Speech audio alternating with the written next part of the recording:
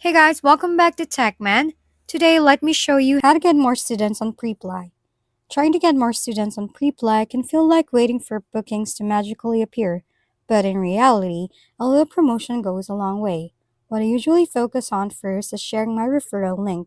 It sends new users to Preply, gives them a discount on their first lesson, and if they actually subscribe, I get a bonus too. It's a win-win, so I drop that link anywhere it makes sense: social media, messages, even casual conversations. Then there's my tutor profile link, which is more direct.